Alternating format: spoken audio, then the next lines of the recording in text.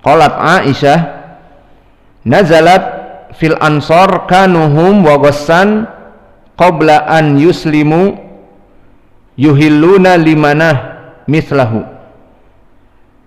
Kemudian di hadis disebutkan kana rijalun minal ansor mimman kana yuhillu limanah wa manah sonamun baina Makkah wal Madinah. Qalu ya Nabi Allah kunna la natufu baina Safa wal Marwah ta'ziman limanah. Maka di dalam hadis yang diriwayatkan oleh Imam Al-Bukhari di sini kita ambil faidah dari ucapan istri Nabi yang paling banyak hafal hadisnya.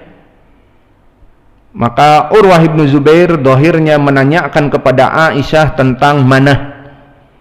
Maka dikatakan bahwa inamakana man ahala bimanah at-taghiyah, bahwa dulu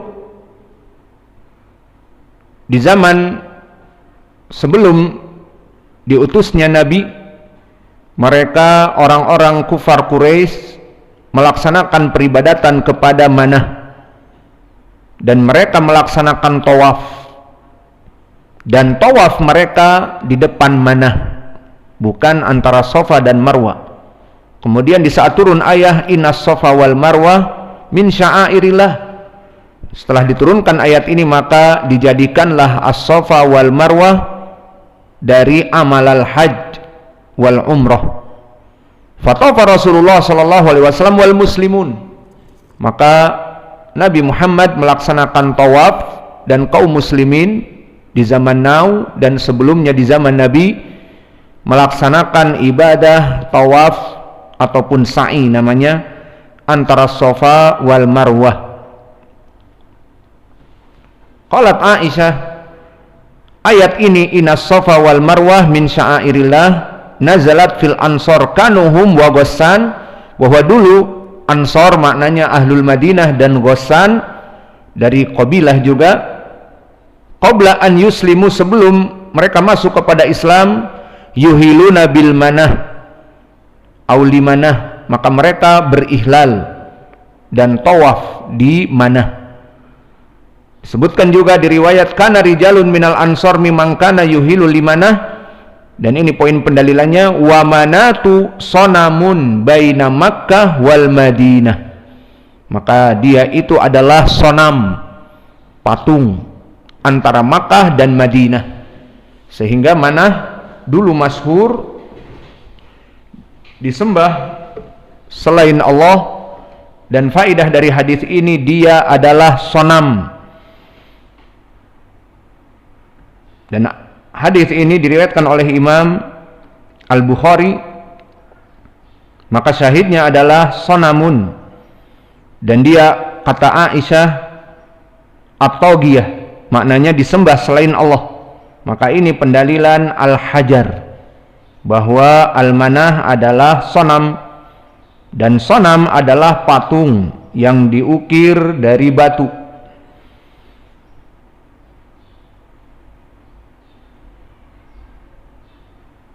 Dan begitu pun pendalilan yang lain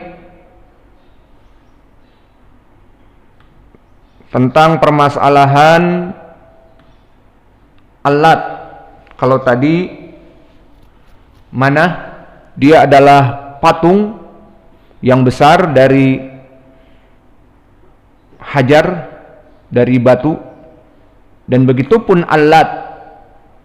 Maka afara'aitumul lata wal uzza, selesai uzza dia adalah pohon, dan alat ditafsirkan oleh para ulama al-mufassirin, dan kami nukil dari Ibnu Katsir, kanat alat sakhrah bayda mangkusah, dia adalah batu menhir yang putih yang terukir.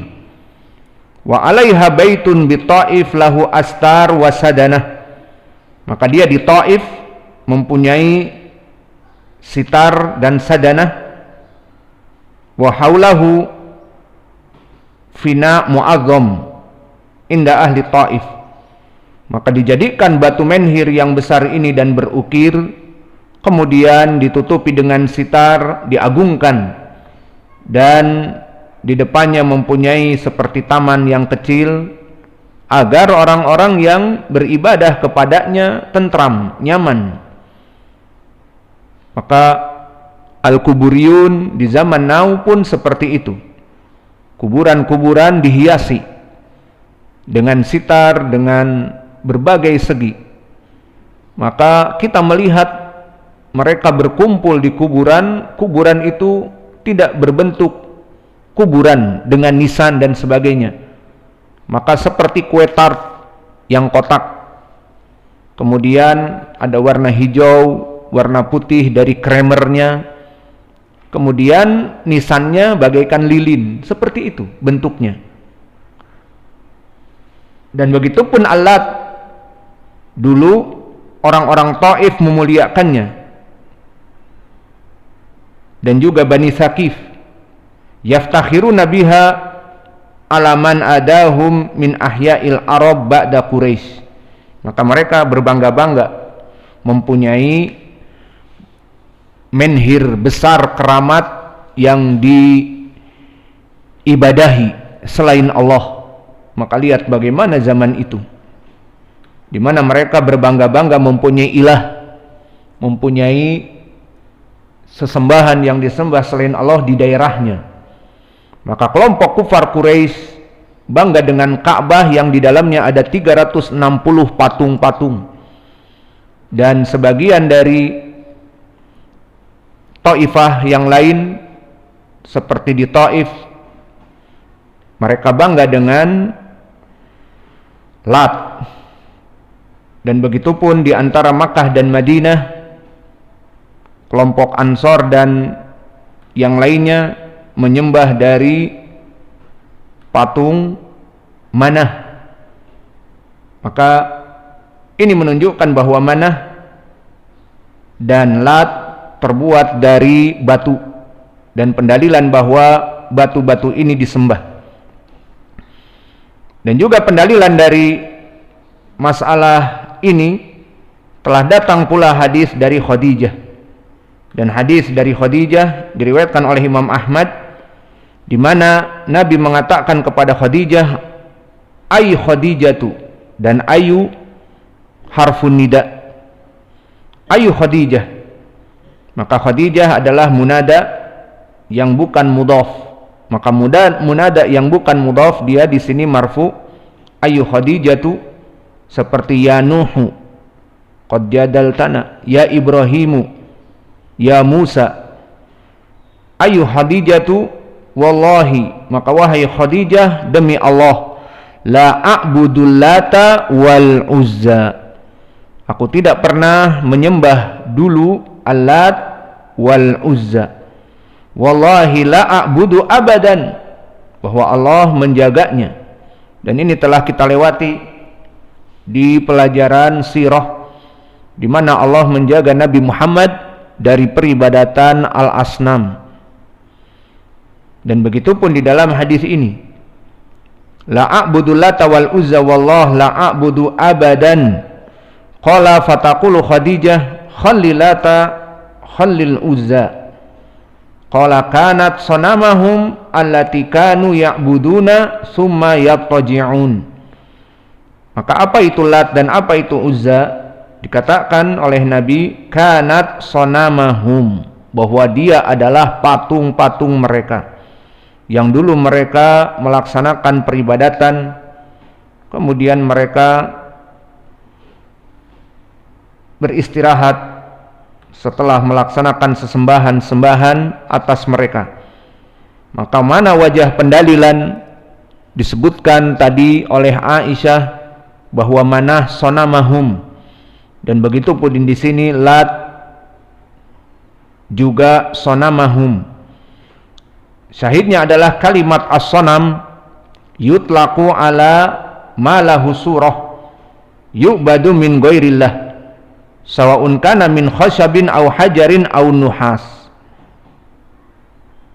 Kama qala Ibnu Arafah fi qoulihi ta'ala wa junubni wa baniya an na'budal asnam, di saat Ibnu Arafah mentafsirkan ucapan Ibrahim wa junubni wa baniya an na'budal asnam, ya Allah jauhkanlah aku dan keturunanku dari menyembah asnam, maknanya adalah matakhaduhu min alihah fakana ala ghairi surah fahuwa wathanun fa idza kana lahu surah fahuwa sonamun. Maka di sini disebutkan apa makna as-sonam. As-sonam adalah benda mati yang diukir dan mempunyai surah, mempunyai wajah tertentu seperti patung besar berbentuk apa saja, baik berbentuk keyakinan mereka dewa atau Isa Ibnu Maryam seperti di Rio de Janeiro, patung Yesus kata mereka yang besar, ataupun patung-patung dewa dari orang-orang Hindu yang banyak patung-patung dibuat oleh patungers, tukang matung. Jadi ingat di Fakultas Seni Rupa Desain di ITB ada fakultas yang mana dia itu ahli patung. Maka lucu-lucu nama dari kelompoknya, ada yang macam-macam, diantaranya Satpam, singkatannya Satuan Ahli Matung Tukang Matung, jadi Satpam.